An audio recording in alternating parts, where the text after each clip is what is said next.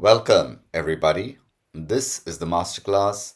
My name is Patricknazareth. I have 30 years of teaching experience and I'm here to help dispel your doubts should you have any. Today, we continue with our explanation of Julius Caesar.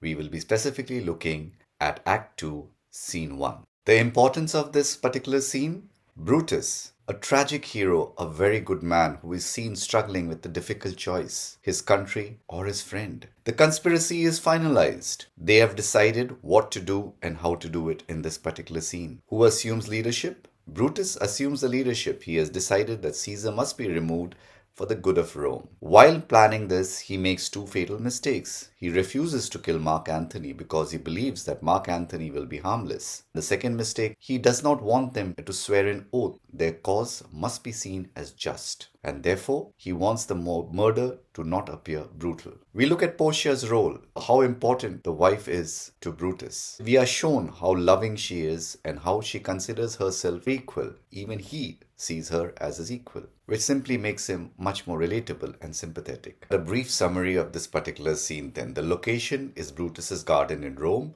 The characters: there's Brutus, Lucius, who is a servant, Cassius, Casca, Decius Brutus, Metellus Cimber, Trebonius, Portia, who is Brutus's wife, and Caius Ligeris. What is happening? It is 3 o'clock in the morning. Brutus is still debating his decision. Today is March the 15th, the Ides of March. He is wondering whether he is doing the wrong thing because he realizes that Caesar hasn't done anything yet. He is killing him for something that he may or may not do. He gives to himself the metaphor of the serpent. In other words, kill the serpent before it hatches. So, Caesar needs to be killed before he can become king. What helps him in this decision? The forged letters that Lucius brings him. We know how Cassius is using them to manipulate Brutus, but Brutus does not know so. All the conspirators arrive. They have come early in the morning under the cloak of darkness to finalize the assassination that is to be carried out on Caesar. The discussion: should they kill Mark Antony? Should they swear an oath? To both, Brutus says no. It reveals him as an idealistic person, not a practical person. He is not politically minded at all. He is simply a good man torn by a terrible decision that he has to make. Decius volunteers to bring Caesar to the capital. He will escort Caesar literally like a lamb to the slaughter. Please understand that in the Senate, no weapons are carried. So Brutus and the other conspirators will be able to meet Caesar when he is most vulnerable, when he is not even armed. Faced with overwhelming odds, there is no doubt that he will be killed.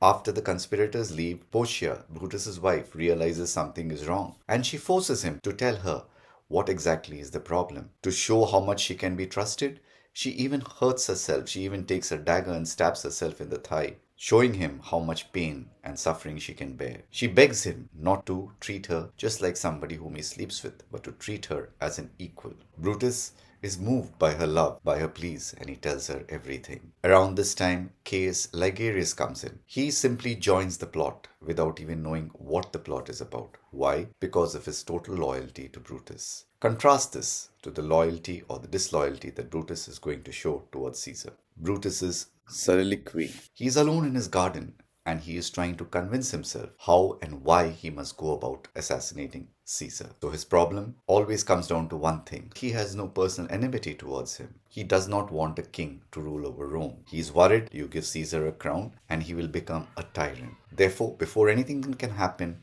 he wants to go in for a preventive strike. Kill him before he can do anything. The dilemma of assassination. He has decided that Caesar needs to be assassinated. But before Caesar is assassinated, certain time must pass, and he is, in his own words, confronting a phantasma. It is like a hideous dream that he is living, because he has been forced to choose between being a loyal friend and the love he has for his country. Try and understand the weakness in Brutus's thinking. There is no evidence that Caesar will become a tyrant. There is no personal enmity between both of them. He must, of necessity, make a reason for him and the others to assassinate Caesar. All he has is based on fear of the future, not on any reality whatsoever. Why is he doing so then? Because he simply understands in general that power will corrupt people, and he does not want anything to happen to his beloved Rome. His thoughts and his heart are at war. It is not an easy decision to make. It must be by his death, and for my part, I know no personal cause to spurn at him, but for the general. In the second part, Brutus receives Cassius's letters. Lucius brings a letter. You will recall that we understand that these letters are written by Cassius. And what does the letter say? It says, Brutus, thou sleepest. Awake and see thyself. Shall Rome?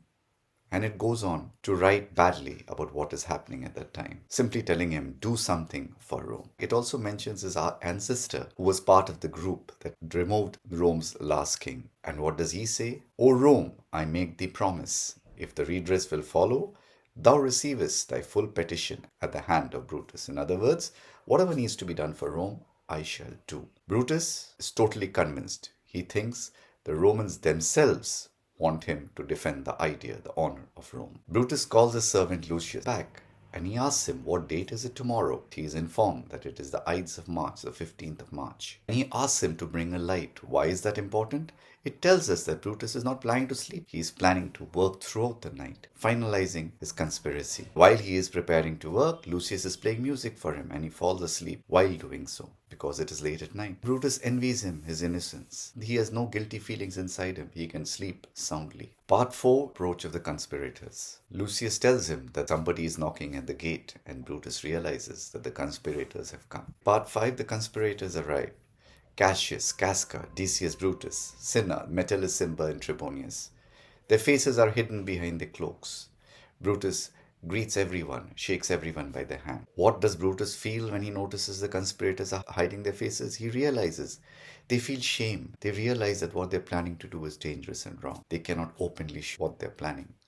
It gives us a light into Brutus as a person. He understands morally that they're wrong, even as he decides to join it, making them a brotherhood. They now become a band of conspirators. They have decided to go ahead with their plan of assassination. Part 6, the rejection of the oath. Cassius comes up with the idea of an oath. Let us swear that whatever happens, we will stick together. And Brutus, he rejects this idea. Why does he say no? Because he looks at it from a moral standpoint. If people are suffering, if there is pain inside us, in our souls, the corruption of our times isn't enough motivation. We need to swear an oath just to keep loyal and faithful to each other. Then it is no point even going ahead with this. It reveals more about Brutus than anything else. He is extremely idealistic. He is naive, trusts too much on people. He is concerned with appearances, what people will think. He wants their actions to appear noble. Part 7. Should Cicero join? Metellus suggests they should include Cicero, a highly respected Roman gentleman who is known for being strongly pro-republican. He loves Rome, but Brutus objects. He says no. Cicero will never join a plot which has been set in motion by somebody else. This again shows us something about Brutus. By saying no, Brutus again displays very poor political judgment. He loses a credible voice. Cicero would have been listened to by the Roman people. And why is that? For no good reason. Just a sort of a personality clash. He always seems to be making decisions based on his personal feelings rather than the strategic value in them. And once Brutus says no, Cicero will not join us, Cassius agrees. Everybody agrees with him. Part 8, the fatal mistake, sparing Antony. Cassius tries to explain that they should get rid of Antony. Antony is after all Brutus's friend and he might try and revenge Caesar. But Brutus says, no, we will not kill Antony. We are trying to save Rome. In order to save Rome, we only need to kill Caesar. We do not need to kill Antony. If we kill Antony, then we are no better than butchers. We are no better than people who are simply murdering for the sake of murdering. Therefore, we shall assassinate Caesar. We shall stop, because without him, Antony will not do anything. Antony by himself is harmless. The decision by Brutus to spare Antony, even though Cassius urges him to kill him, is a very bad one. It leads to chaos in Rome. It leads to civil war. It leads to the downfall of the conspirators. Part 9. They plan how to get Caesar to the capital. Caesar might not want to go to the capital on that day. Who can they send to ensure that he goes? Decius comes to the fore. He says that no matter what, I will convince Caesar, even if he's superstitious, because they have all heard the soothsayer warning him of the Ides of March.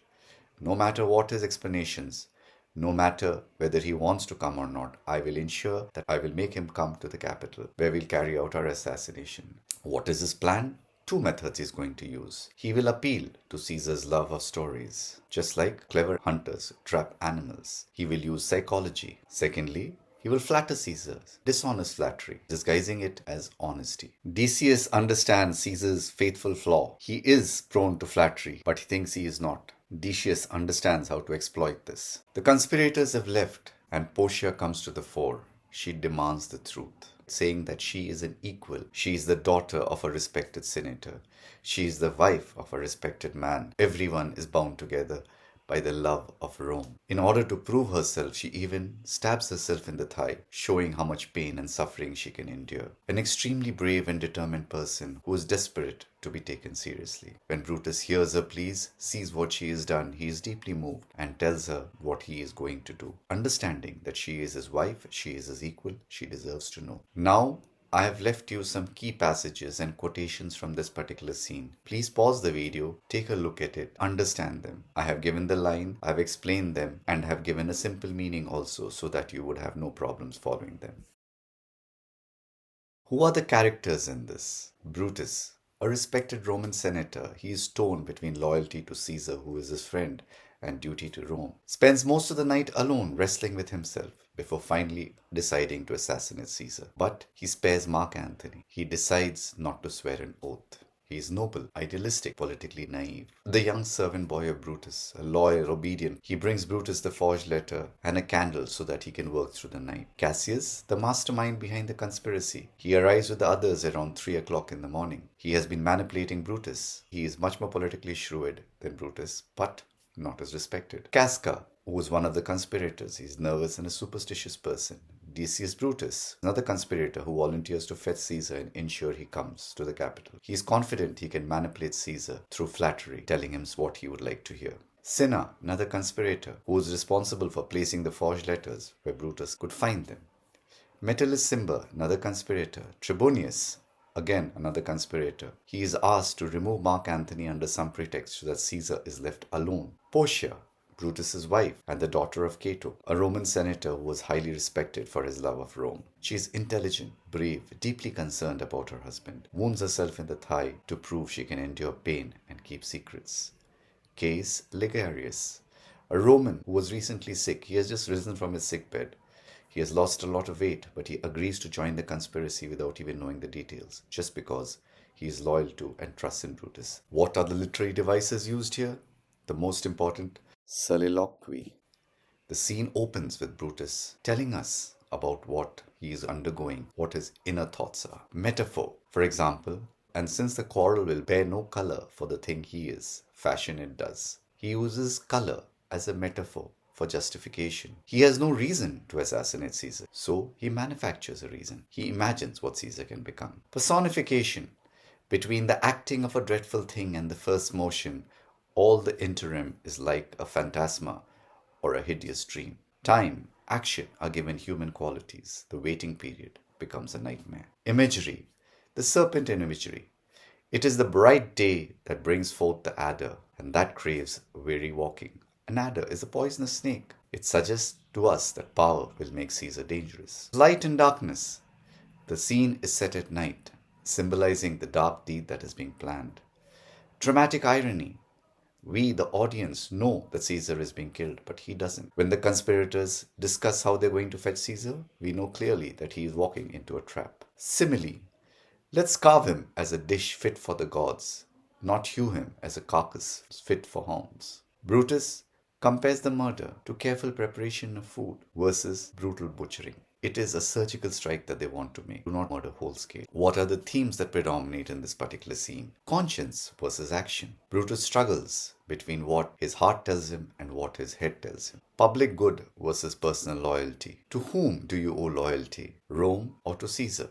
Your country or your friend? Appearance versus reality. Brutus wants the murder to appear noble and necessary, not brutal. He is only concerned with how things look, not with what they actually are. The corrupting nature of power. Brutus fears what might happen if Caesar becomes king. Lowliness is young ambition's ladder. Honor and nobility. Brutus is always obsessed with acting honorably. He rejects oaths, refuses to kill Antony, and wants everything to be conducted with dignity. This obsession becomes a tragic flaw which will lead to his death. Marriage and trust. Portia's plea to Brutus shows the value of trust that must be there in every relationship. She wants to be treated as an equal partner, not just as a wife. Here are some vocabulary words because the English as we know in Shakespeare is Old English. Please look at it while reading the chapter so that you can understand any words that might be used by him that is not relevant in today's time. I have given you a revision checklist as well. Please do go through it. Let's look at what examiners look for in this. Take out 3-4 quotes. Understand the context question strategy. Always mention where the scene is taking place. State when it is done, when it occurs. Identify who is present. Always read the extract carefully and answer from the extract, not from general knowledge of the scene. Thirdly, the character analysis. For Brutus, what you need to focus on. For Portia, what you need to focus on. Look at identification of the themes. Understand the literary devices used. Time management. Do not use too much time. What are the common mistakes you must avoid? Don't retell the story. Try and understand its meaning. Don't write everything you know. Answer the question that is being asked. Don't ever use quotes without explaining them. Don't forget to mention literary devices when asked. And never write in the first person unless, of course, it is a question about values. This scene is the turning point. Conspiracy becomes real action. Brutus makes 2 fatal errors, sparing Antony and refusing oaths. It also shows Brutus's internal conflict, not the external action. Portia's scene contrasts with the conspiracy, love on one side, politics on the other. The setting, the night, the storm, the darkness, it reflects the dark deed that is being planned. Here are some practice questions for you. I have set out context questions, short answer questions, long answer questions. I have given you the answer keys as well. I would suggest that you first try and answer the questions, and after you have done so, you can check your answers against the answers I have given.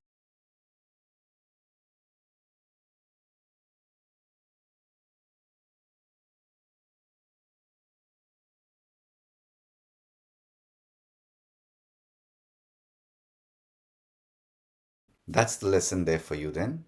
I do hope I have been of help. If I have, please do remember to like, subscribe, and share. Remember, there would be others who would be requiring our help. Thank you so much for watching.